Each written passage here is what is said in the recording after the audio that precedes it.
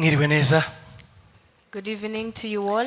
Yesu ashimwe cyane. Praise be to Jesus. Usaba uhaguruke dusenge hanyuma twumve ijambo ry'Imana. I'm going to request you to stand on your feet so we can listen to the word of God. Uhoraho Mana nyir'ijuru n'isi. Heavenly Father, creator of heaven and earth. Se w'imyuka yose. Father of all spirits. Wowe Mana nyir'ijuru n'isi. The heavenly creator of earth and heaven. Waremye ibyo tuzi n'ibyo tutazi. Created what we know and what we not know. Nyir'ubwenge bwose no gukomera. All knowing and almighty. Uberewe n'icyubahiro. You are all to be glorified. Wuzuye ubwiza no gukomera. Full of beauty and greatness. Aya magambo tukubwira sayo guhakwa. We are not just saying these words merely. Ntabwo dushaka kugira icyo tugusaba kirenze. We don't want to ask you anything far beyond. Turasobanura uko uteye kuri twebwe. We are illustrating your beauty in our Ko niko eyes. twakumenye Mana. This is how we came to know you, O God. Nubwo nyuma twakurikizaho ibyifuzo. Even though we can later on place it with Ariko prayer ntabwo aya requests. magambo ari amareshya mutima. But these words are not seducing. Uri Imana ikwiriye icyubahiro. You are a God that deserves all the glory. Ukwiriye gupfukamirwa. You deserve all the honor. Ukwiriye kubaho natwe. You deserve to be honored by us. Amashimwe yacu ni wowe abereye wenyine Our gusa. thanksgiving are only for you.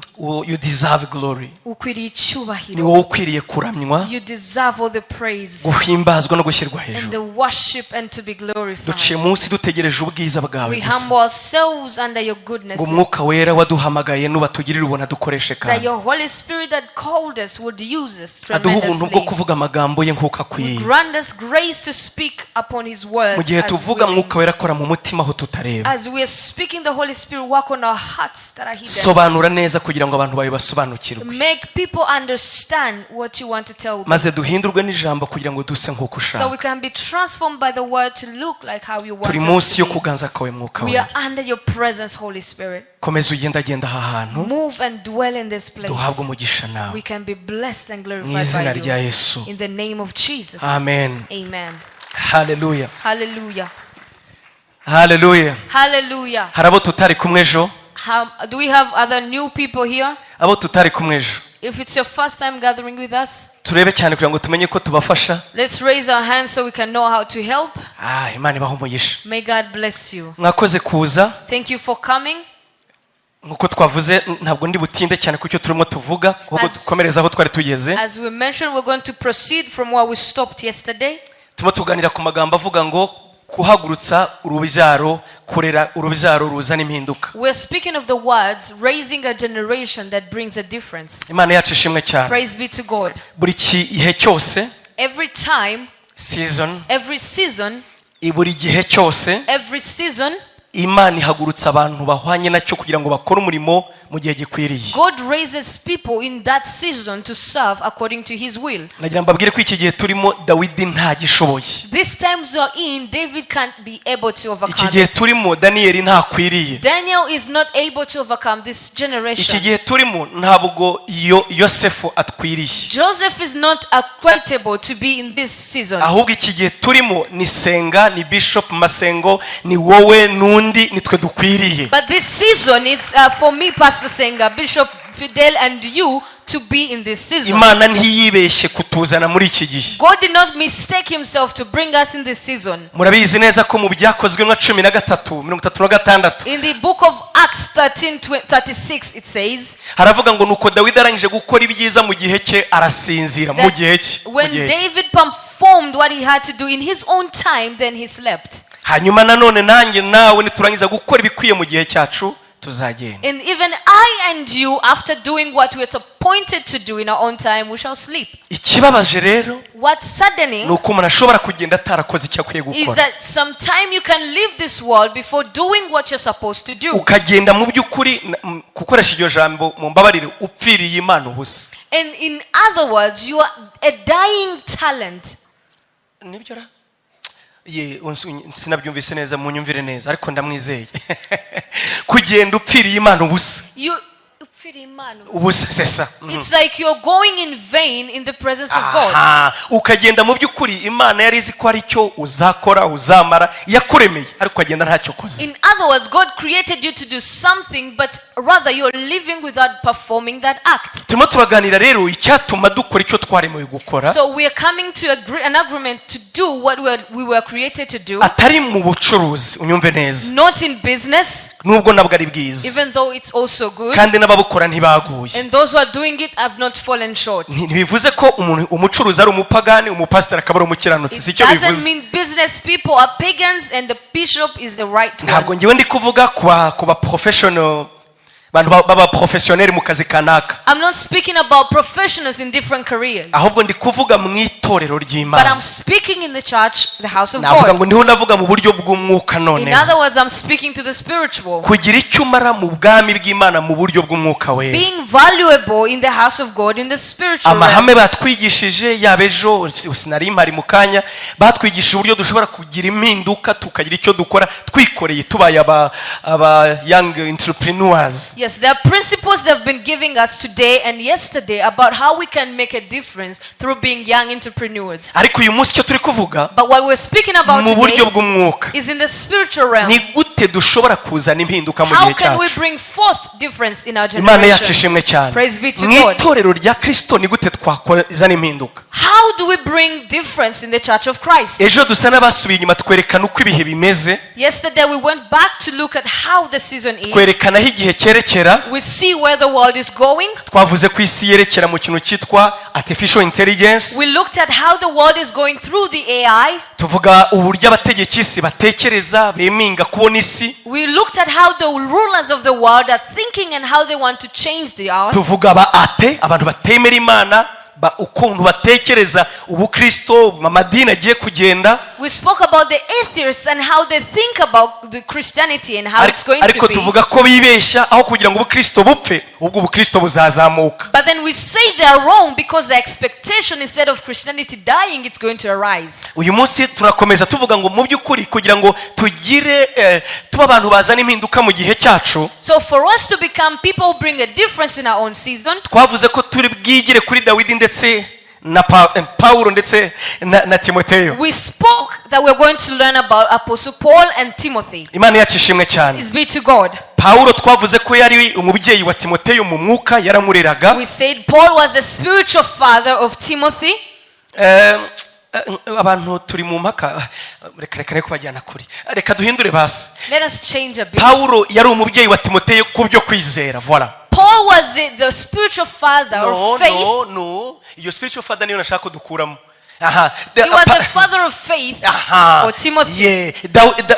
Kubera iki abantu b'iki gihe duhorana impaka zibidashira ntacyo We bitwaye. have ongoing debates in this generation. Ntacyo reka duhindure nk'uko yabyivugiye aravuga ngo nakubyaje kwizera.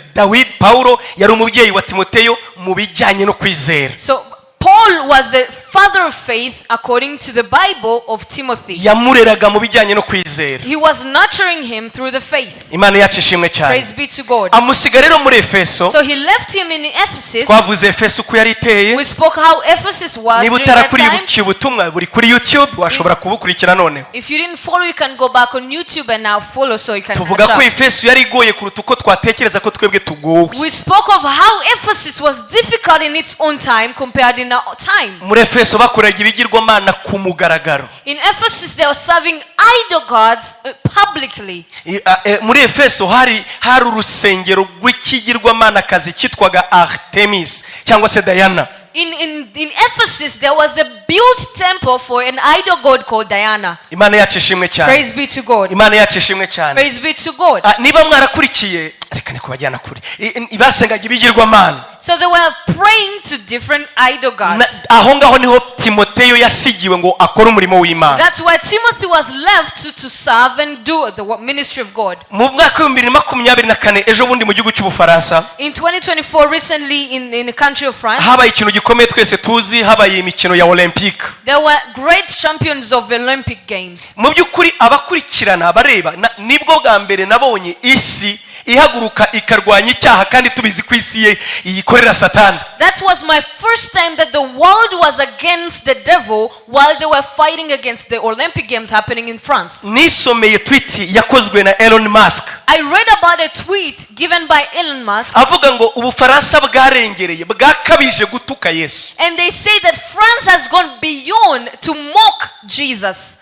Trump yarataratsinda. Trump had not won the nawe ubwo arabivuga election ati birakabije mu by'ukuri mwakabije gutuka ubukristo. and he said this was far beyond mocking Christianity. Nasomye iby'abasilamu banditse. I read what the Muslims commented. nabo barahagurutse bavugira abakristo. They all stood and started speaking for baravuga ati Christians. mwakabije gutuka ubukristo. And he said you've gone far beyond mocking ati Christianity. iyo mwibeshya akaba ari twebwe mwari kureba uko And he tubagenza. said had it been us you would have seen how we would react. atari ku bukristo kuri bo bavuga ngo ni idini riri passive.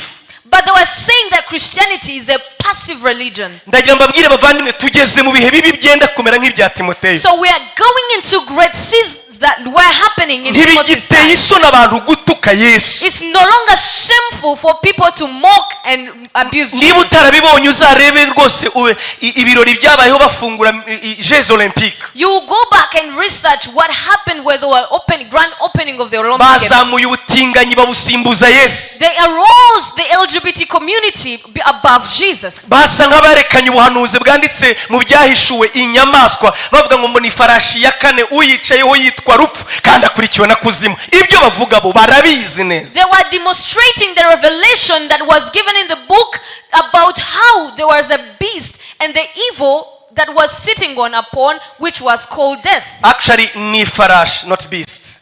It was a horse. yego ifarashi nguyicayeho yitwa rupfu ariko kuzima aramukurikiye. So then they were having this illustration that the horseman who was sitting there was death and the evil man was coming abajya after. bakurikira ndi kugerageza gukangura ubwenge bwanyu ngo mwibuke ngo natwe turi mu bihe bibi nk'ibyo Timoteyo yari arimo. So those who follow, I'm trying to awaken our minds to understand that we're in dangerous times, the same as Timothy. ariko Pawulo abwira Timoteyo rero But Apostle Paul told Timothy aramubwira ngo uko byagenda kose mwana that wanjye whatever the cost, my son, urufatiro rw'Uwiteka the ruracyahagaze. foundation of the Lord still stands. rwanditsweho ngo Uwiteka azabe. And it is sealed on that God knows his people. uko abantu basuzugura itorero ry'Imana kose, However you could mock the church of God, uko abantu badutuka rimwe na rimwe babona turi abatekamutwe, however you could speak up falsely about us as niyo Christians, abantu babona ko dusa n'abananiwe ubuzima twaje gushakisha gusa uko twibeshaho. even though they're seeing that we're not making it in life, hari abantu mu mitwe yabo rwose bahinduye itorero rya Kristo ubusa. there are people in their minds that have already made it nothing like for a church gusa of God, ntitunibagirwe ko hari n'abaryinjiyemo bakaritera ubusembwa.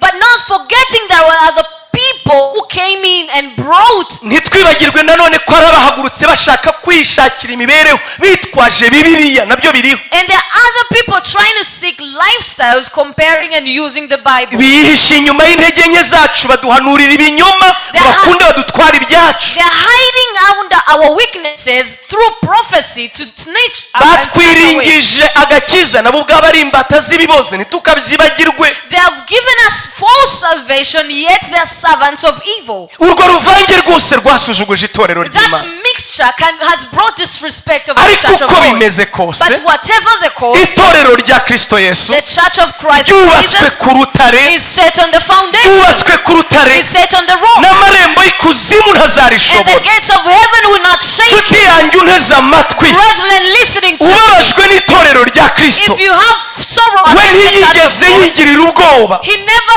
feared ubwe himself. ntiyigeze agira ubwoba. He never feared nubwo himself. yari azi ko Satani yahaguruka, Even though he knew that the devil would nubwo rise azi ko against him, Satani arirakariye, even though he knew the devil was against him, nubwo azi ko ibyo bihe bibi bibaho, even though he knew those bad Yesu seasons ubwe are nta there, bwoba afite. Jesus is not scared. yaravuze ngo itorero ryubaka ku rutare He said he has built his church upon the rock, n'amarembo y'ikuzimu and the ntiyarishobora. gates of heaven will not shake it. Pawulo abwira Timoteyo, Apostle Paul told Timothy, ndakurahiye mwana wanjye ibi bimenye, I vow to you, my beloved son, urufatiro rw'Uwiteka ruracyahagaze. foundation of the Lord still stands. urufatiro rw'Uwiteka ruracyahagaze. Foundation of the Lord still stands. rwanditsweho aya magambo ati And it is written on, uwiteka azabe. God knows his people. nyamara uvuga ko Uwiteka amuzi, If you say that Christ knows kandi you, uvuga izina ry'Uwiteka and whoever claims to be nave mu Christ, bidatunganye. depart from iniquity. aha nzakomeza bavuge ntave mu bidatunganye. I will continue saying this, depart from iniquity. Imana yacu ishimwe cyane. Praise be to God. Amuhereza cya gicapo twavuze.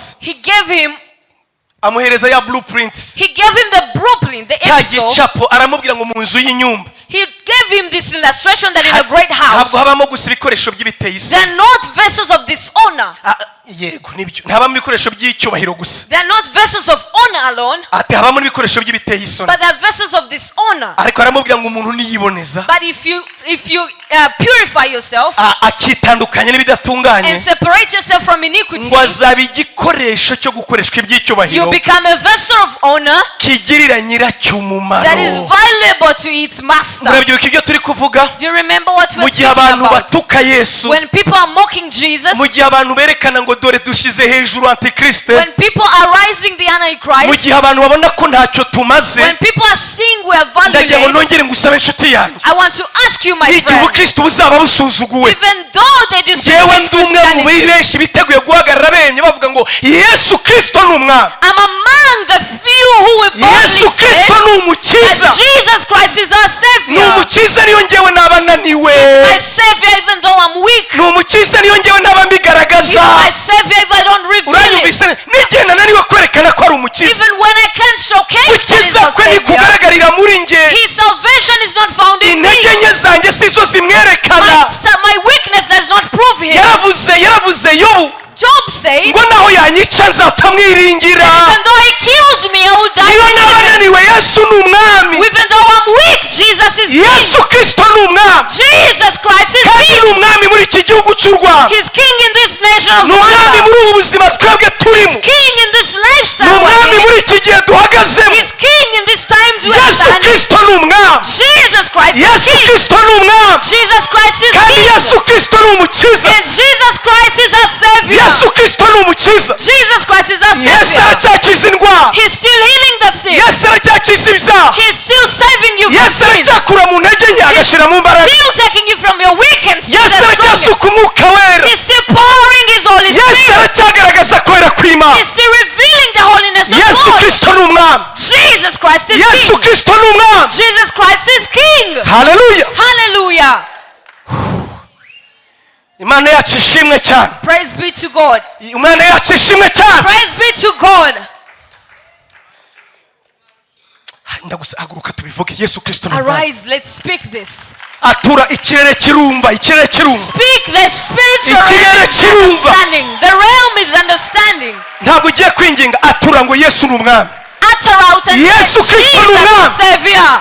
Yesu Kristo ni umwami. Jesus Christ is Savior. Jesus is a king. Jesus is a King. Yesu Kristo ni umwami. Jesus is a King. Yesu ni umwami. Jesus is King. Umwami w'ubugingo A bwanjye, King of my life. umwami w'ibitekerezo A byanjye, King of my mindset. umwami w'ahazaza A hanjye, King of my future. umwami w'ahazaza A hanjye, King of my umwami country. w'ahazaza A hanjye, King of my future. umwami w'ubu buzima A King of this life. ndetse n'ubuzima buzaza, And the life after this. umwami ndi muzima A King when I'm kandi alive. umwami ndi ndwaye, And a King when I'm not sick. umwami ntunze He's a King when I'm kandi ndi not sick. umukene. Yesu ni And a umwami, King when I'm poor. ndi igihangange. Yesu ni umwami, When I'm great, Jesus kandi is a King. ntahunze. Yesu Kristo ni And umwami, when I'm not known, Christ Yesu is a Kristo ni King. umwami, Jesus Christ is Yesu King. Kristo ni umwami, Jesus Christ is King. Jesus is a king. Jesus is a King. Yesu ni umwami Jesus is a King. kandi ni umukiza w'ubugingo And bwanjye, is a Savior of my kandi ni life. umukiza w'ubugingo He's bwanjye, the Savior of my life. kandi ni umukiza w'ubugingo The bwanjye, Savior of my kandi life. ni umukiza w'ubugingo He's the bwanjye. Savior of my life. Byatuze akanwa kawe Speak it with your own vuga ngo mouth. Yesu ni umwami, Say, Jesus is Yesu ni King. umwami. Jesus is King. Mu bitekerezo In your mindset, bivuge ureba cya kibazo kiguteye ubwoba, look at that problem you're having. reba hahandi watsindiwe, Look at your weakest spot. reba hahandi uhora utinya, Look at the place you fear the reba most. hahandi uvuga ngo ninsohokane ufite ubwoba ko mpasubira, Look at the place you fear the most. cya cyaha kikwizingiraho vuba, That sin that cya has cyaha enslaved, kikwizingiraho that vuba. sin that has enslaved you. Ongera ukirebe mu bitekerezo byawe, Look it with your mind ukibwire ubwira ngo Yesu ni and umwami, say, Jesus is King. Yesu ni umwami, Jesus is ni King. umwami hejuru wa kibazo The we, King above your ni problem. umwami hejuru He's ya wa the kibazo. King above your problem. Yesu Kristo ni umwami, Jesus Christ is Yesu King. Kristo ni umwami, Jesus Christ is King. Yesu Kristo ni umwami. Jesus Christ is King. Imana ibaho umugisha, Praise Jesus. yicarire gusa. You may now take your seats. Pawulo abwira Timoteyo Apostle Paul told Timothy ati ubwira abantu that tell the people yuko umuntu niyiyeza that if you depart from iniquity akitandukanya n'ibidатunganye and you purify yourself, azaba igikoresho you'll be a vessel cyo gukoreshwa iby'icyubahiro, of honor. azaba avuye mu mwanda, You come out of the rubbish pit ahinduka uw'agaciro. and become a valuable Twavuze person. ejo dusobanura icyo bita kuboneza. Yesterday we're speaking about purification. Iyo tuboneza ikintu When you're purifying something, ntitugihindurira imiterere, you don't change its shape. ntitucyongerera imiterere. You don't add to its shape. Nabuze ukuntu mbivuga ariko uraza kubishaka mu cyongereza. You, Urabona ntabwo tugihindura uko giteye ngo dukunde tukigire cyiza. we don't change its shape to make it more beautiful. How it's made actually. Ntabwo tugihindura uko kiremwe ngo dukunde tukugire cyiza. We don't change the way it's created for it to become more beautiful. Ahubwo gusa icyo dusabwa But what we need ni ukukiboneza is to purify ngo it gikunde kibe uko ari cyiza n'ubundi nk'uko cyari. so it can remain with its own beauty. Ibi tubivugira iki? Why do we say this? Kuba ngiye kukubwira kwiboneza When I'm going to speak about si ukugira ngo uhabwe purification, ubugingo buhoraho, it's not to get eternal ahubwo life, kuko wizeye but Yesu because you have believed in ukaba Jesus ufite ubugingo buhoraho, and you have eternal life, kubwo kumwizera because through ni wowe faith, ubwira ngo niwibonezwe. you are supposed to Kugira purify ngo bigende yourself. bite? For what purpose? Kugira imirimo myiza yaremwe Kristo atarabaho, The great works created before Christ, imirimo myiza yaremewe muri Kristo Yesu, wowe utarabaho uyibona uko uyigenderamo. the great works through Jesus Christ, you can align with them. Hari imirimo myiza They are great works Imana yaremye that kera, God created a long time ago yayiremeye muri Kristo Yesu, through Jesus Christ, isi itarabaho, before the world created, nawe utarabaho, before you were created, kugira ngo uyigenderemo. so that you can walk and align in that. Kugira ngo ibyo bishoboke rero For that to come to ni uko pass, usaba kwiboneza. you need to purify yourself. Twavuze dutya,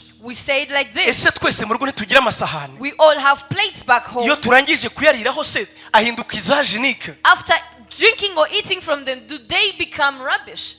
Izajenike urayizi? Wabyise ngo iki? Disposables.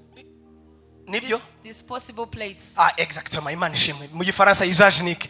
Kwa kundi cyo tujya mu bukwe bakaguhereza akantu warangiza nabo kabijugunya, ntabwo ariko bimeze. Amasahani yanyu iyo murangije kuyariraho ntimuyajugunye, ahubwo murayoza. When you finish eating from your plates, you don't throw them, rather you wash them. Wowe uri umwana w'Imana, You are a child of God, wacungujwe amaraso y'igiciro, bought by the precious blood of uri Jesus. uw'agaciro mu miremerwe You yawe, are precious in your own kuko creation, waremwe mu kwizera umwana because you w'Imana. are created to believe in the Son of God. Ubuntu bwa Yesu bwaguhaye kuvuka ubwa The kabiri, abundant grace gave you salvation, ahubwo wowe unyumva, but you listening to dore my voice, icyerekana koko kuba mwizeye. this is what shows that you have believed Arakubwira ngo in. niwiboneze He says, purify yourself kugira ngo abone uko agukoresha imirimo myiza. so that he can use you for his great Umwe muri iyo works. mirimo Among the great works ni uko wowe ugomba kuba umuntu uzana impinduka mu gihe is cyawe. that you have to become a person who brings change in Tuba your turavuga ibintu generation. bitanu rero, We are speaking about 5 things, ibintu bitanu 5 cyangwa steps, se uburyo butanu or 5 phases Imana ikoresha iboneza umuntu. God uses to purify a person. Icya mbere The first, twavuze ejo nicyo twaganiriye, we spoke murabyibuka about it yesterday, you yuko remember? uburyo bwa mbere Imana ikoresha ituboneza The first phase God uses ni to iki? purify us. Ikoresha icyo bita amazi. He uses water. Amazi asobanuye iki? What does water signify? Twarebye mu mvugo ya Bibiliya We looked at the Bible. tubona ko amazi We saw that water asobanuye means kwihana. repentance. Kwihana. Repentance. Haleluya. Hallelujah. Twarabisomye murabizi, We read it, you know, ibice 19 chapter 19 mu byakozwe n'intumwa in the book of umurongo Acts, wa 4, chapter 4, ubwo Pawulo yageraga n'ubundi mu Efeso verses 4. When Paul was going to ngo Ephesus, asanga abigishwa ba he Yohana, encountered the disciples of John. arabaza ngo mbese mwabatijwe mubatizo ki? Says, what kind of baptism were you baptized Baramubwira ati with? twabatijwe umubatizo wa Yohana. Said, we were baptized the baptism of John. Arababwira ati umubatizo wa Yohana Said the John baptism wari umubatizo usobanuye kwihana, was a baptism that was signifying repentance, kugira ngo mutegereze uwagombaga so kuza. that you await on he who was yet to come. Ejo twasobanuye kwihana icyo ari cyo, Yesterday we spoke about repentance. sindi wisubiremo I'm cyane, not going to go deep, gusa ndongera icyo Bishop yavuze. but I want to add on what Bishop Yaravuze ngo said. ubutumwa bwo kwihana He said the gospel of repentance nibwo Yesu is yabwirije what Jesus preached about. nibwo Yohana Is what yabwirije John the Baptist preached munyemerere about. nongereho ibintu bibiri gusa ku Allow kwihana me to add on to two things of twavuze repentance. muri Luka 16 In Luke chapter 16, Yesu aravuga ngo Jesus says, nguhereye ku gihe cya kera from the old ages, igihe cya Mose the time of Moses, ndetse n'abahanuzi in the prophets, ubuhanuzi n'amategeko the prophecy and law, byaraje bigarukira kuri Yohana they umubatiza came and stopped against the John the naho Baptist naho time. kuva ku gihe cya Yohana Now umubatiza from the time of John the Baptist, hatangiye ikintu gishya there's a new thing that was ni ukuvuga initiated. ngo Yohana umubatiza Meaning John the Baptist niwe watangiranye n'igihe gishya started with a new season. icyo gihe gishya cyitwa ngo iki What's that new season? wabirebera mu butumwa Yohana yavuze You look at the book of John, ibice bitatu muri Matayo chapter 3 in the book of n'ibice Matthew, bitatu muri Luka in chapter 3 in the book of ubutumwa bwa Luke. Yohana bwatangiye The butya gospel of John started like this. yaravuze ngo He nimwihane said, repent, kuko ubwami bw'Imana for buri the hafi kingdom of God is near. actually I like it this one the kingdom is in hand buri hafi Ubwami bw'Imana buri hafi. nituvuga in near actually biravuga nkaho wagira in times of time no oya ahubwo ni igihe umwanya in terms of The kingdom of God is at hand.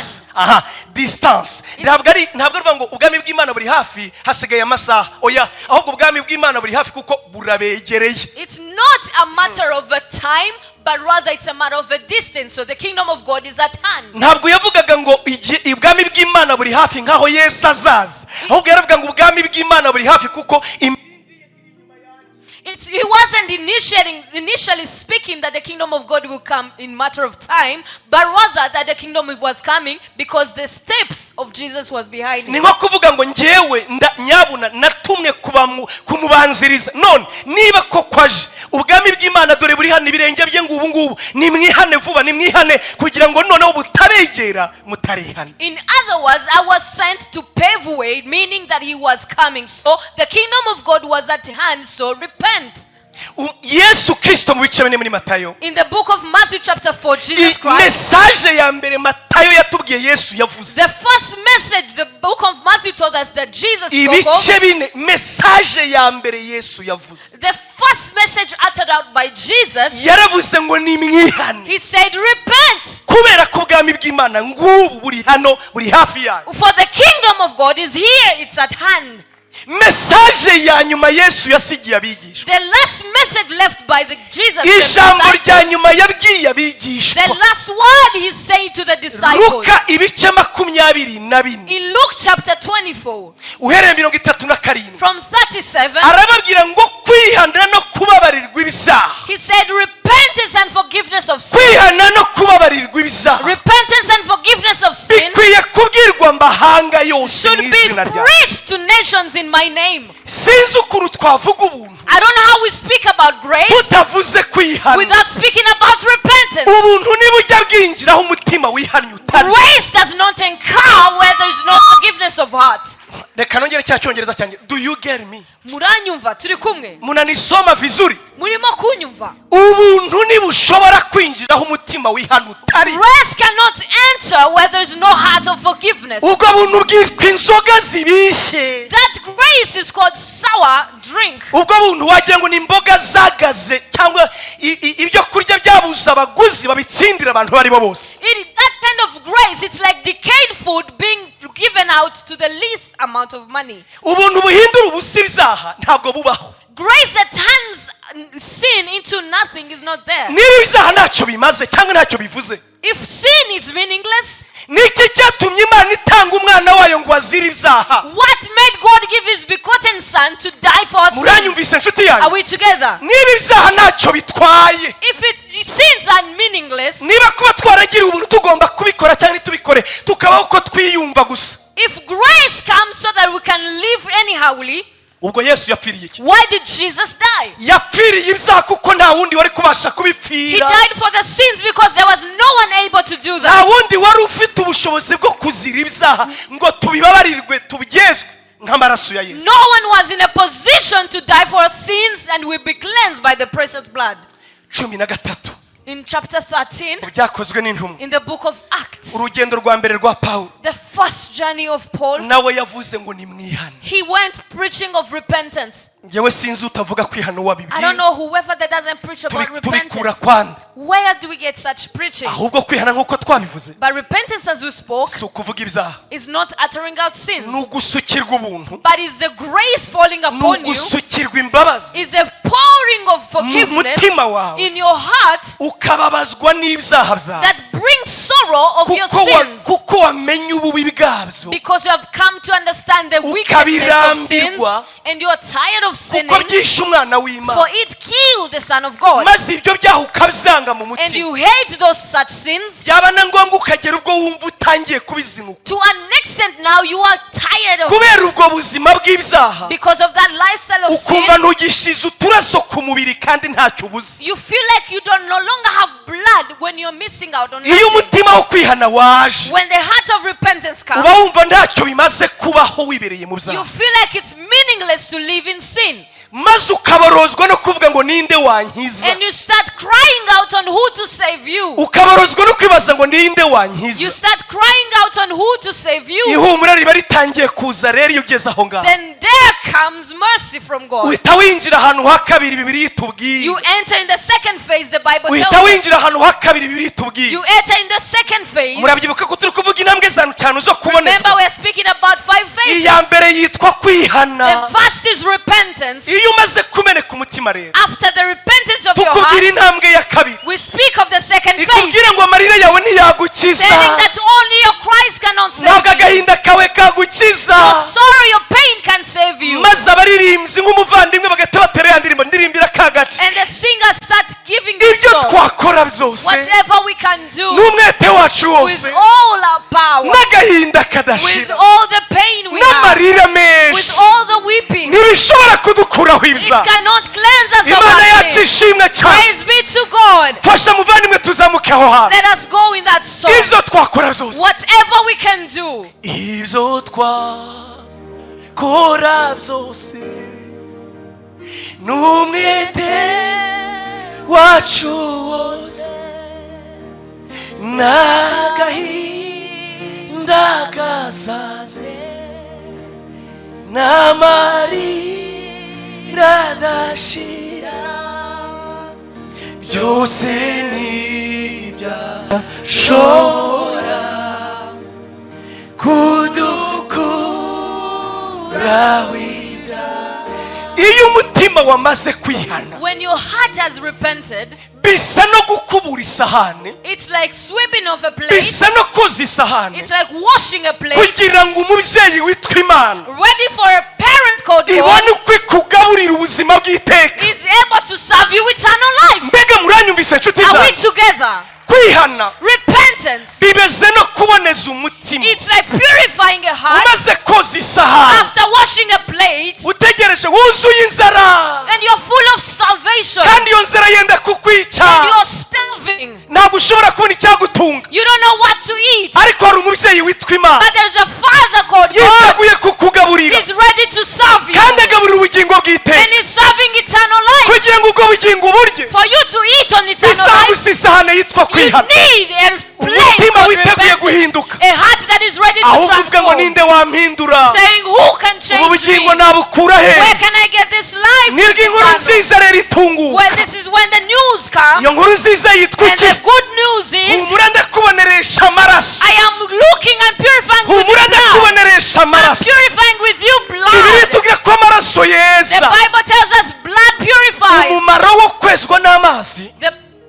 The value of being cleansed by water utandukanye is different n'umumaro wo kwezwa n'amaraso. with the value of being cleansed by Kwezwa blood. n'amazi Being cleansed by ni water nko koza isahani, is like washing a plate. ni ugutunganya gusa umutima. It's just preparing a heart, Nibyo Yohana yavugaga, which was John saying. kugira ngo hari n'umwe yahaye agakiza, Do you know he gave salvation to any? yazamuye inzara yabo yerekana ububi bwabo gusa. He just arose their salvation and Abasirikare showed bakamusanga them how. twe tugire dutega ngo dukizwe, What can we do so we can be saved? ati yaba mwanyurwaga n'ibihembo, Says, I wish you would know the rewards ntibugire uwo murega ibinyoma, and you don't falsely accuse people. ati abanyamisoro ati twe tugire dute, He said, what can we do? n'abandi bose bamusanga batyo Everyone else was coming to barimo him. boza imitima They were washing their hearts, bategereje agakiza awaiting on salvation, bategereje kwezwa nyako awaiting on the true maze purification. nyabuntu weza tukabona ubuzima And the one who cleanses will find life. Nigatunguka rero. He just comes now akakubwira amagambo abiri yonyine and tells you two words. ati amaraso yanjye areza My blood cleanses. amaraso yanjye areza My blood kandi cleanses. amaraso yanjye uko yeza And my blood, when it cleanses ntabwo you, yeza gusa gutyo it does gusa not purify. atanga ubugingo buhoraho It gives eternal life. ni mu maraso yanjye Through my blood, muboneza ntubukiriho gucirwaho that iteka you are purified and not condemned at amaraso all. ya yesu The blood of Jesus yeza umutima wemeye kwihana purifies a heart that is ready to repent.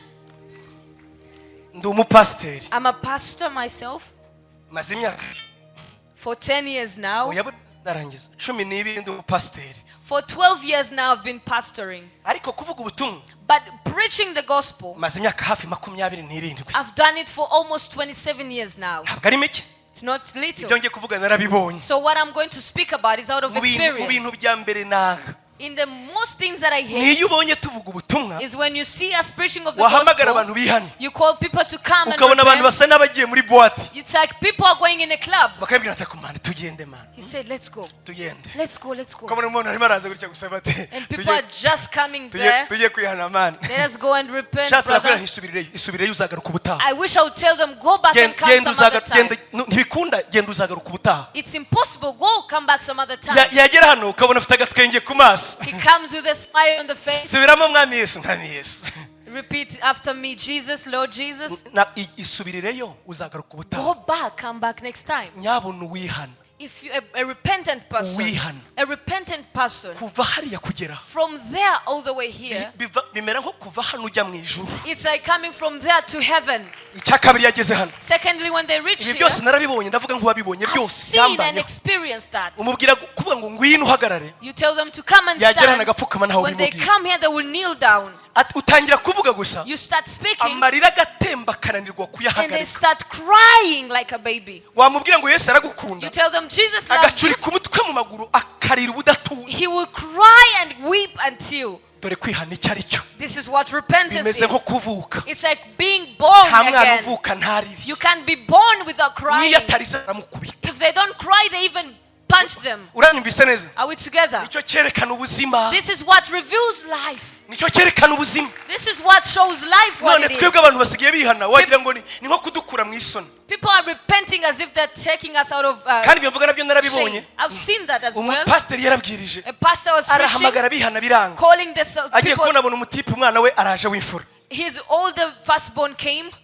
pasiteri aranezerwa cyane The pastor was full of joy. bwa bundi bwa butumwa bwari bugenewe umwana He wanjye said w'imfura the gospel was meant for my firstborn. bageze mu rugo aramubaza When they got home, he ati asked mwana him, wanjye wakijijwe se are you truly saved? ati reka da He said, no, papa Father. abantu bose bakugambaniye ninjye wagukuye mu isoni People were coming against you, and I just took you out of nabonye shame. umwanya wamaze I looked at the time you nawe spent, byakunaniye gukurindinga mbega gukora conclusion and you couldn't even conclude ndavuga nti reka yourself. ntabare papa ave hariya I hantu said, let me save my father so he can conclude. hari abantu bajya bihana batyo There are people who repent like that. ngewe aho twakuriye Where we grew up, nabonye ikintu cya nyuma twakoreshaga iyo twaburaga n'umuze the last thing we used if we couldn't see any person coming for the altar wabazaga call, ikibazo rukokoma mvuga ngo ikibazo cya nyuma twese twagombaga kubona umuntu we would ask the last question and we were able to ariko find nubwo one nishizemo person. ni ukuri ko imana sinabikoze cyane I didn't do it frequently. Even uzi ukuntu though cyavugaga icyo kibazo that was the nk'ubu question. yesu aje wajyahe If Jesus came now, where would you go? ugahita ubona abamama batatu barahagurutse You see 3 mothers coming to the front. ugahita ubona abandi basore batatu barahagurutse You see other 3 boys ubwo nawe coming. ukanezerwa cyane rero ngo wabonye abihana And you have joy as if you have gotten ni saved. abatazi people. ubutumwa bwiza ahubwo ntibihannye Those are the people without the good news. ntabwo bamenye icyo yesu They yakoze didn't know what Jesus did. bahorana ubwoba kuko n'icyumweru gitaha bazahaguruka They are scared because even next time they will stand. kwihana si uko bimeze That is not ni repentance. umutima umenetse Repentance ni umutima ugiriwe is ubuntu a heart full uvuga ngo of atantabaye praise. napfa If you don't save me, I'm atankozeho ndi dead. uwo gupfa gupfa, if you don't touch me, I am atangiriye dead. imbabazi, If he doesn't have mercy upon me, atangiriye ibambe, if he doesn't have mercy upon me, atandebye ryiza, if he doesn't look at me, atirengagije ibyaha if he byawe, doesn't neglect my sin, abirebesheje amaso look y'umucamanza, with the eyes of judgment, abirebesheje amaso y'umucamanza, looking with the eyes of judgment. ntabwo nkwiriye gupfa rimwe, I don't deserve to die once. nkwiriye gupfa kenshi, I deserve to die multiple ibicumuro byanjye times. ndabizi, I know my sins. ububi bwanjye ndabuzi, I know what I've done. nibwo bwabambye umwana That is w'Imana. what put Jesus on the Uwo cross. mutima niwo witwa kwihana, That is a heart of repentance. naho ibindi byitwa idini. Other things are religion. Uwo rero wageze aho ngaho, So whoever that come to that point, data nawe abamutegereje, the Father awaits on amubwiye him, ngo ngufitiye kado, saying, I have a gift for you. ngufitiye kado, I have a gift for ni you. ubugingo bw'umwana And it's wanjye, the life of my ni child, ubugingo bw'umwana the wanjye, life of my son. bubarirwa mu maraso, It is countable in blood, kuko Bibiliya tubwira ngo ubugingo bw'ikintu icyo ari cyo cyose because anything that has life buri mu maraso yacu. is in the blood. Niko handitse mu Balewi ibice 17 In Leviticus chapter 3, umurongo wa 11, chapter 7 verses ngo 11, ntimukarya amaraso, that don't drink on ngo blood, kuko amaraso yose for every blood ariyo bugingo bw'ikintu. is the life of every creature. Data bagufitiye kado, The Father has a gift for akubwira you, ngo ibyaha wakoze mwana saying wanjye that all the sins you nta committed, gishobora my son, kubikuraho nothing can wash it away uretse ikintu cy'agaciro gihebuje except the precious thing, cyitwa ubugingo bw'umwana which wanjye. is called the life of my son. namumenye ku musaraba, I gave him on the cross. ntanga icyiza gihebuje ibindi, That is the most precious thing, ngitangiye ikibi gihebuje ibindi. above the most evil thing.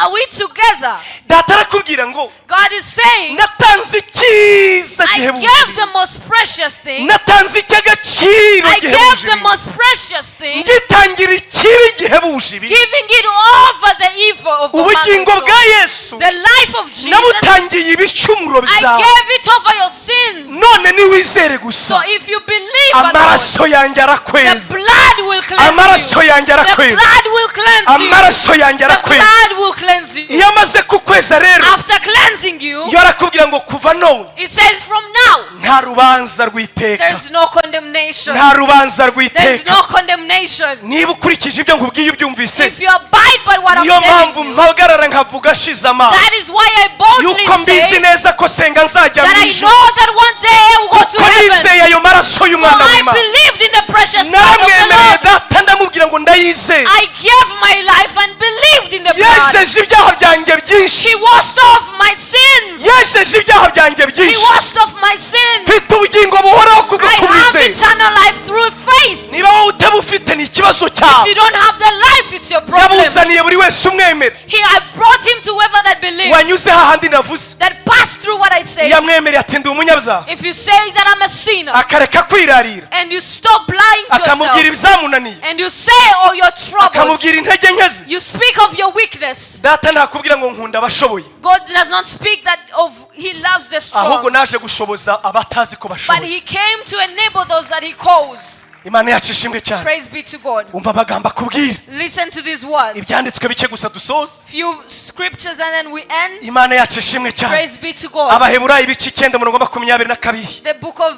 Hebrews chapter 9 Abaheburayo verses ibice 9 umurongo wa 22. The book of Hebrews chapter 9 verses. Haleluya. Ijambo rivuga ngo iki? Dusomere Abaheburayo 7:22, 9:22, The book of Hebrews chapter 9 verses 22. Haleluya. Hallelujah. Haleluya. Hallelujah. Abaheburayo 9:22. The book of Hebrews chapter 9 verses 22. Mwahereye 14 tugasimbuka 22. We start from Ubu 14. habuze umuntu wafata umugisha ngo dusomere kweli. Reka dusome mu izina rya Yesu. Amen. Ngo nkanswa amaraso ya Yesu Kristo witambiye Imana. Witambiye Imana atagira inenge kubw'umwuka w'iteka. Nazarushaho guhumanura imitima yanyu akayezaho imirimo ipfuye kugira ngo mubone uko mukorera Imana ihoraho. Kubw'ibyo rekeraho we. Wabyumvise? Are we together? Umwanditsi w'Abaheburayo arimo arababwira abantu. This is what Jesus was telling to Arabwira people. wa muntu waje ameze nk'uwapfuye, He's speaking to that person came who's dead, udashobora kureba Imana mu maso. who's unable to look at God face to Umubwira ngo face. hagarara wakikubita You're hasi. telling him to stand, but he falls Umubwira ngo down. zamura amaboko yawe akayarambika You hasi. tell him to rise his hands, and then he bows down. Uramwibuka wa wundi That is a person wuzuye kwihana, who is full of repentance, watsinzwe. who is Uramubwira ngo defeated. ndeba mu maso, reka dayisoni zikamwica He cyane. can't even look face to face, and he Umva uko bows Imana down. imubwira. This is what God tells him. Atese wananiwe kwizera That you have failed to believe amaraso y'umwana wawe, the precious blood of my afite son imbaraga has zo power kweza of cleansing, zo gutunganya of purifying, ndetse ntagarukiraho and does not stop akuraho from imirimo them. ipfuye It removes evil kugira ngo works. bigende bite For what purpose? ngo kugira ngo mubone uko mukorera imana kugira ngo mubone uko mukorera imana ihoraho So that you can be able to serve the living God. urabyibuka ko tuvuga abantu bazana We impinduka are speaking of people who bring a difference. abejejwe n'amaraso by'ukuri Those who are cleansed by the bakorera blood imana mu buryo bw'ukuri serve God in a truthful way. haleluya Hallelujah. reka simbuke bavandimwe Let us jump. abaheburayo ibice 10 The Hebrews chapter 10. hatubwira amagambo yesu ubwe It yivugiye speaks about what Jesus said. ngo yabwiye He data told his father ngo maze kumenya that after coming to uhereye realize ku murongo wa 5 from verses ngo maze 5 kumenya that after coming to yuko realize wanyiteguriye umubiri that you have prepared a life kuko ibitambo by'amasekurume for the sacrifices of lambs, ibitambo the by'intama sacrifices of sheep. utigeze You ubishima did not appreciate menye that. neza I came to realize yuko wanyiteguriye that umubiri you have prepared a life kugira for ngo abe ari me uhinduka so igitambo that it can become a cyo kuboneza sacrifice abavandimwe that banjye can purify ngo my mbera ko brethren. ndavuga nti And then I say, ndaje I mana am coming, O nzanywe Lord, no gukora icyo and I'm ushaka coming to do your will. umuzingo w'igitabo In the book, niko byanditswe kuri it njye is written upon yuko me wanyiteguriye that you umubiri have prepared a body kugira ngo for me amaraso yanjye so that my precious niyo yese blood bene data will cyane cleanse my brethren. Brethren, nshuti zanjye bavandimwe brethren, dear people. pawulo yaravuze Apostle Paul said, yandika ahangaha nyine cyangwa se abemera ko atari we ntacyo bitwaye njye nemera ko ari pawulo I think it's Apostle Paul saying cyangwa this, uwandikiye abaheburayo or whoever wrote to the Hebrews, arangije aravuga ngo he's saying, ntimuzibagirwe na rimwe do not forget, ntimuzibagirwe na rimwe forget not yuko bidashoboka n'umunsi that it's impossible yuko kubabarirwa ibyaha bishoboka that forgiveness of sin keretse gusa can happen habanje kumeneka amaraso only by shedding of blood. ntimuzabyibagirwe na rimwe Never forget it. kubabarirwa ibyaha Forgiveness of sin, kwezwa kw'ibyaha cleansing of sin bishoboka gusa only iyo appears habonetse kumeneka where there is amaraso. shedding of blood. amen Hallelujah. sinzi niba abajya bakurikirana ariko Those who follow, hari muvoma iriho there is a movement ongoing ihishemo uburyarya bubi cyane that has a lot of hypocrisy. iyo imuvoma ihishemo uburyarya pe That movement is full of hypocrisy. yitwa muvoma y'abavegetarien It's the vegetarian movement. mwari mwayumva Have you heard of it?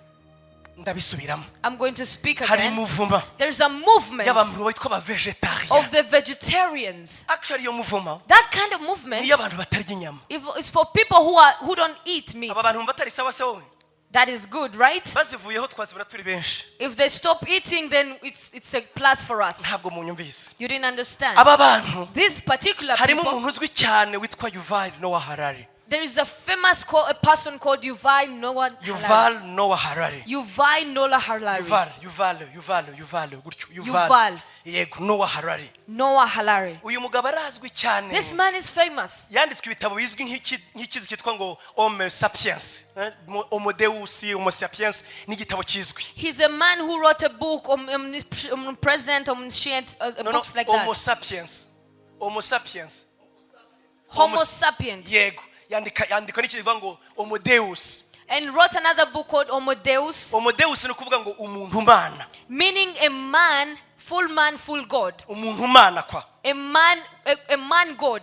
hanyuma nanone Homo sapiens ni ukuvuga ngo umuntu habayeho evolution kwa umuntu wahindutse ikindi kintu yatangiye ari inka se cyangwa se inguge agenda ahinduka ikindi kintu And then he wrote another famous book of how people come from animals and then transform muri to ibyo this. bitabo mbabwira n'ibindi byinshi Among yanditse those books and others, yageze aho asobanura rero kuri kuba abantu bagomba kuba he vegetarien came to now explain how people need to be vegetarians. munyumve neza sindi umusazi I'm ntabwo not a nabizana crazy gutyo gusa person, I can't just bring it agera up. ahantu rero He came to a point, atangira gushinja imana he started accusing God, yuko imana ubwayo that God himself, ari imana mbi he's an evil God, kuko ntiyababariye ibiremwa byayo because he doesn't have mercy over his creation, kugira ngo inyurwe igomba kubabaza ibyo yaremye that for him to find fulfillment, he needs to put in pain niyo of his mpamvu creation. we That is why him, n'abandi b'indobanure And- entre guillemets other chosen ones, bitwa they abavegetarien are called vegetarians. bakwereka n'ibyiza vraiment byo kuba umuvegetarien They oui reveal the goodness about vegetarians. kurya imboga murabizi neza ko ari sawa You it's good to eat greens n'ibindi nk'ibyo ngibyo and other things like that. n'ibiwutera imbaraga And what brings power to byiza the body. rwose. It's good. ariko nanone But again, mwumvise umutima wo kuba vegetarian do you hear what the heart behind ni uko Imana vegetarians? ihora inyoterwa Is amaraso that God is envying blood? kuki wundi inyoterwa That amaraso why does God need blood? nidukomeza If we continue, ntituzemera ko n'umwana w'Imana we yapfuye won't even understand the reason Muri behind kunyumva the nshuti Jesus zanjye. dying. kandi iyo unyuze muri iyo nzira When you go through that path, ni inzira isa n'ihariye it ubwenge is a way of wisdom. birumvikana mu bitekerezo It is understandable when you ariko mu think about by'ukuri it. birimo umugambi ukomeye wo guhakana gucungurwa kwawe But there is a great plan that is coming against your redemption. kuko iri jambo dusomye Because this word we are rivuze reading, ngo ntibishoboka that is saying that it's impossible yuko bibaho kubabarirwa that ibyaha there can be forgiveness of sin hatabanje kumeneka amaraso unless there is shedding of ntabwo blood. Imana ari ingome God is not a bad God. ntiwakunda ibyo yaremye kuyirusha You can't love his creation more than he does. ahubwo gutangwa kw'inyamaswa But the sacrificing rwari of blood urukundo rutagira akagero was a supernatural love yakunze that umuntu was upon a human nature. ubundi ukora ibyaha ubugingo bukora ibyaha nibwo bukwiye gupfa A life that commits sin deserves to die. muranyumvise inshuti zanjye Are we ubugingo together? bukora icyaha nibwo bukwiye gupfa A life that deserves dying is a sinful ariko life. kubera urukundo But rw'Imana because of the precious blood of yaravuze Jesus, ngo kugira ngo wowe upfe nowela that for Noella to die, zihangana intama itagize icyo ikora ipfe I would rather sacrifice a lamb. ariko mu by'ukuri ntibyari intama In other words, it wasn't ahubwo supposed to be a lamb. byasobanuraga umwana w'intama It w'Imana was initially meaning the Son uwo of azatanga God kugira ngo wowe ube who will be given for your salvation. ntibishoboka kubabarirwa ibyaha It's impossible for forgiveness of hatabanje sin kumeneka amaraso where there is no shedding of blood. kubera icyo amaraso Why blood? ni uko ubwishyu bw'icyaha The punishment of sin, ubwishyu the payment of sin, yego ubwishyu the bw'icyaha payment of sin ni uko bwitwa ubugingo is for it to be called life. yego ubugingo It's for it to be called cyangwa life. ame Or it's because it's a soul. yego ubugingo Or for it to be called a life soul. bivuze ibindi byinshi Life can be interpreted in different ariko iyo ways. tuvuze soul ame ubugingo But when we speak of a ni soul, ukuvuga wowe nyabuna it is nyabyo meaning your inner person. wowe kugira ngo ubabarirwe ibyaha For you to forgive, to be ikiguzi forgiven, cy'ibicumuro cyawe the payment of your ubundi cyakagombye kuba ame should be soul. kuko ubugingo bukora icyaha Because a soul that nibwo commits bukwiriye sin gupfa deserves death. njyewe rero singipfuye For me, I'm not kuko dying Yesu anymore. yapfuye mu mwanya For wanjye Jesus died on my kuko behalf. Yesu yapfuye mu For mwanya wanjye Jesus died on my behalf. njyewe naramwizeye I gusa have believed in him, amaraso ye and his yaranyejeje blood has washed imana yacu me. ishimwe cyane Praise be to God. urifuza gukorera Do imana you want to serve God? urifuza kuzana Do you impinduka want to bring a difference? abazana impinduka mu gihe cyabo People who bring difference in a ni generation like this abasobanukiwe mu buryo bwuzuye are people who understand fully, atari mu bitekerezo not gusa in just their minds, byamanutse muri bo but it has fallen into them. bagashira ubwoba They are now ni fearless. ukuri kw'imana nta bwoba afite I am fearless. ndababwiza mundebe mu maso ni ukuri kw'imana nta bwoba I afite am fearless, I tell you the truth. ndabizi neza nzabona ubugingo I know bukora without a doubt that I have eternal life. kubera ko Yesu yarambabariye Because Jesus forgave my sins. kandi iyo nsinzwe And when I'm defeated, sinirarira I do not blame myself. sinirarira I do not have pride. ndamutakira I go back to Him. ndamuririra I cry unto Him. ndamutakambira I speak to Him. ndamubwira ngo ubwo I wampfiriye tell Him it's done. ntiwananirwa kunkiza You cannot stop to kill me. imana yacu ishimwe cyane Praise be to God. abazana impinduka mu gihe cyabo People who bring a difference in our own time. munyemerere mbasomere mu byahishe Allow me to read in the book of ibice Revelation, 12 chapter 12. uhere ku murongo wa 14 niho nsoreza I will end from there. ibyahishuwe The book of Revelation, ibice 12 chapter 12. reka dore ku murongo wa 10 We'll start from the book, chapter 12, verses 10.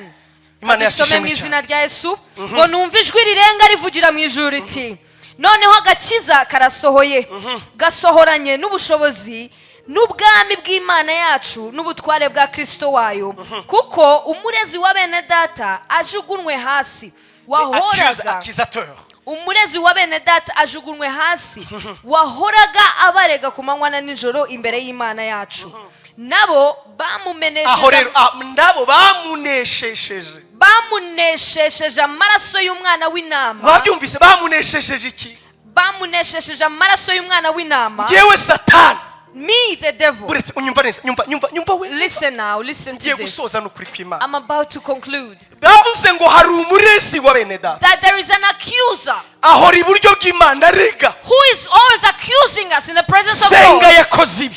This is what Pastor Senga did. Senga ntiwabonye ko yatekereje Did you gutya? see what Pastor Senga thought of? noneho sura bigira guterera Now ibyo what are you akoze going to do? See what ahora he's imbere done. y'Imana. He's before the presence of nabonye God. ahantu hamwe ajya avuga ukuri honyine He only speaks the truth only in this niyo place. ndega njyewe Is when he's accusing me. nubwo ari wowe uba wanibinteje Even though he has made me to ariko do iyo that. ndega by'abavuga ukuri When he goes before God, he's speaking the umva truth. rero imbere ya Now Imana listen before God. ngo Senga we That I see Pastor ngo Senga. yaneshejeje umurezi wa bene That he data has overcome the accuser yamuneshejeje amaraso y'umwana with w'intama. the precious blood of Jesus. nanesheje satani I have overcome the devil, atari kubw'imirimo yanjye. not by my works. namenye umurimo w'amaraso ya I've Yesu understood the value of the yayenjeje blood. ibyaha Who has byanjye. cleansed of my sin. nta rubanza ruzatsinda. I am no longer condemned. bamuneshesheje They have overcome amaraso y'umwana the w'intama. precious blood of the Lamb of God. umva aho ushaka kugera rero Now this is what I want to see. naha hasi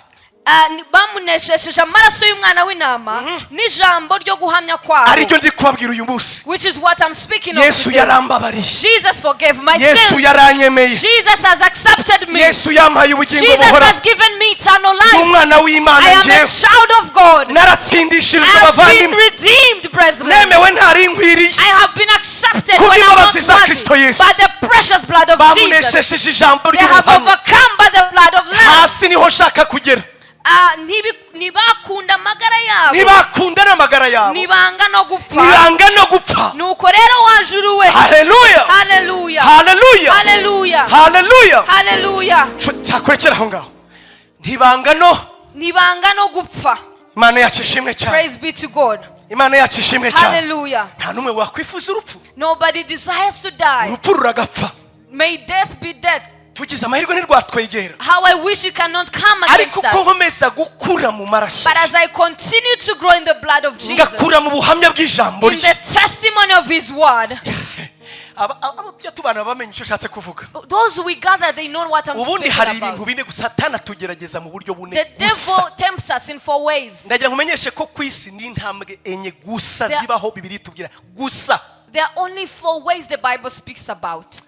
ibi nabihamya noneho ko nta n'indi ya gatanu. Yenda nuyihishurirwa uzayimbwira. I can testify there are just 4 ways through which the devil tempts Satani us. akoresha uburyo bune gusa He uses just 4 ways bwo kugusha buri wese. to tempt each and every one. ubwa nyuma aribwo bwa kane The last, which is the 4th, ntajya apfa kubukoresha uko abonye. he never uses it just anyhow. ni intwaro ye ya nyuma. It is his last weapon that iyo he bitatu uses. byanze When the 3 decline, nibwo asohora intwaro yo ya that nyuma. is when he uses the last bombe one, atomike which is an atomic Ati nibi. bomb, which is it, nibyo byagerageje Adamu is what tempted Adam aragwa, and fallen short. byagerageje Yesu It tempted Jesus aratsinda, and he defeated. babigeze kuri wowe. When it came to Njye you, nawe nibyo twirwa twivurugutamo we are always going through mu that. bice bibiri mu rwandiko rwa mbere rwa Yohana In the first book of John, umurongo wa 16 chapter 2, verses 16, yaravuze ngo ikintu cyose kiri mu isi that anything in this world, ni ibintu bitatu gusa. there are only 3 things. icya mbere ni irari The ry'umubiri. first is flesh. iyo niyo ntwaro ya mbere ya Satani, That yitwa is irari the ry'umubiri. greatest weapon, the lust of iyo flesh. byanze When it doesn't work, akurikiza intwaro ya kabiri he uses the second ngo ni weapon, irari ry'amaso. the lustful of eyes. iyo byanze When it doesn't work, ni intwaro ya gatatu the third weapon he yitwa uses kwibona ku by'ubu bugingo. is pride of this iyo life. ngiyo byanze When it's now beyond that, Petero yatubwiye iyindi ntwaro Peter spoke of Mu another bice weapon bine. in chapter uhereye ku 4, murongo wa kabiri verses 2, aravuga ngo iyo umuntu that if a person ababarijwe mu mubiri we is tempted in his own ngo aba body, amaze gutungana rwose. he's been purified indeed. intwaro ya nyuma Satani akoresha The last weapon the devil iyo irari uses, ry'umubiri ryanze, when the flesh lust does not irari work, ry'amaso the ukanesha, lust of the eyes is kwihimbaza ku by'ubu buzima bikanga, kwanga rightfulness is aravuga defeated, ngo sigaje gufata ku he mubiri. says, now I'm going to touch the body. Murabyibuka Yesu mu bice bine se muri Matayo, Remember in chapter 4 in the book of nuko Matthew, yamugerageje. that is how we tempted him. Yahereye ku irari ry'umubiri, He started with the flesh desire, akurikizaho irari ry'amaso, went to the eye lust, akurikizaho kwibona ku by'ubu went buzima. to the pride of this life. Ibyo bimaze kwanga, After all that, 11 hakavuga ngo in verse 11 ngo says nukamutega ikindi gihe that he tempted him another ngo time tuzabonanira ku to musaraba encounter him on the mu cross kubabazwa k'umubiri. through the pain of life. Nta kundi akora nuko. Those are the temptations he Niwireba does. uzasanga ari ibiwirirwa You bivurugutamo are nawe. always circulating yourself around all those Baravuga ngo folks. rero abakristo And Yesu it says those of Christ, bamuneshejeje they amaraso, overcame by the blood, bamunesheje ijambo they ryo guhamya, overcame by the proclaiming bagera of the n'ahantu word, baneshesha no kubabazwa kw'imibiri and yabo. they even use their own bodies to defeat him. Imana ibahe umugisha. God bless you. Mu kintu mbakundira Among the things I love about you, ni ukuri mukunda ijambo ry'Imana. you love the word. Ndababona nkabona mwaryohewe I can mu- see that you are dipped into the word. kandi ntimuzi ko natinze ubu ngubu. And I've taken time. Mutambeshyira iminota ndayikurikije neza. I am using my time accordingly. Bishop karibu, Imana ibahe umugisha. Bishop, you're welcome. Imana ibahe umugisha. Bamuneshejeje iki? They overcame him. Bamuneshejeje iki? They overcame him Amaraso y'umwana by w'Imana. the precious blood of Jesus. Bamunesheje iki? They overcame Ijambo ryo guhamya kwabo. using the word of proclaiming. Bategereje n'icyanyuma. They're waiting for the Nibiba last. na ngombwa If it's possible, bazamunesheje kubabazwa they kw'imibiri yabo. overcome with the defeat Yesu abahe of giving umugisha. their lives. May God bless Yesu abahe you. umugisha. May God bless Yesu you. abahe umugisha. May God bless Amen, you. amen, amen, amen. Hallelujah, hallelujah. Reka dukomere Imana amashyi. Let's clap our hands.